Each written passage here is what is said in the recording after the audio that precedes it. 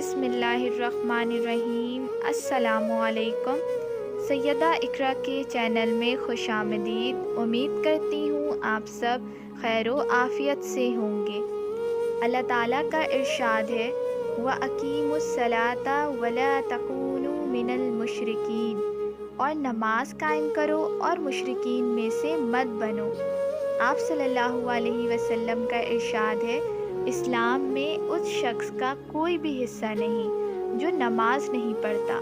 ایک اور حدیث میں آپ صلی اللہ علیہ وسلم کا ارشاد ہے مومن اور کافر میں صرف فرق نماز کا ہے۔ اللہ تعالیٰ کے ہاں سب سے محبوب عمل نماز ہے۔ نماز کی بدولت گناہ معاف ہو جاتے ہیں۔ جو شخص 5 نمازوں کو ان کے وقت پر ادا کرنے کا اہتمام کرتا ہے، اللہ تعالیٰ اس کو اپنی ذمہ داری میں جنت میں داخل کر دے گا۔ نماز مومن کا نور ہے۔ سب سے زیادہ پسندیدہ نماز اللہ کے نزدیک وہ نماز ہے جو وقت پر پڑھی جائے۔ نماز کا مرتبہ دین میں ایسا ہی ہے جیسے سر کا مرتبہ بدن میں ہوتا ہے۔ جماعت کی نماز تنہا نماز سے 27 درجے افضل ہے۔ جب آدمی وضو کر کے مسجد کی طرف نماز کے ارادے سے چلتا ہے تو اس کے ہر قدم پر ایک نیکی لکھی جاتی ہے اور ایک خطا معاف کی جاتی ہے اور ایک درجہ جنت میں بلند ہو جاتا ہے۔ نماز در حقیقت اللہ تعالیٰ کی یاد کا نام ہے، جیسا کہ ارشاد باری تعالیٰ ہے میری یاد کے لیے نماز قائم کرو۔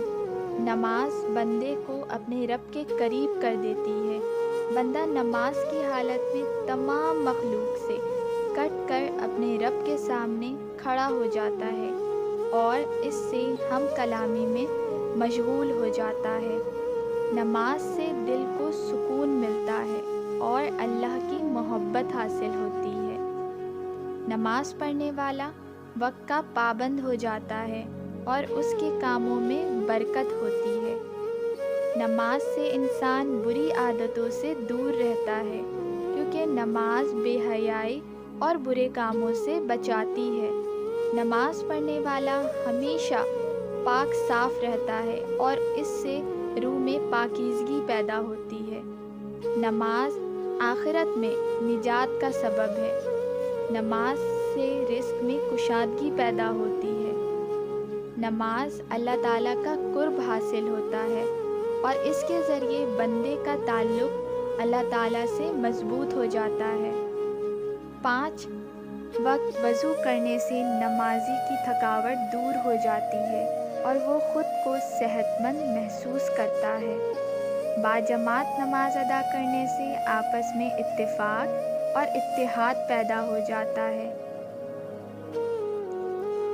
یا اللہ مجھے بچا ایسی نیند سے جس سے فجر کی نماز قضا ہو، ایسی مصروفیت سے جس سے ظہر کی نماز قضا ہو، ایسی سستی سے جس سے عصر کی نماز قضا ہو، ایسی محفل سے جس سے مغرب کی نماز قضا ہو، ایسی تھکاوٹ سے جس سے عشاء کی نماز قضا ہو۔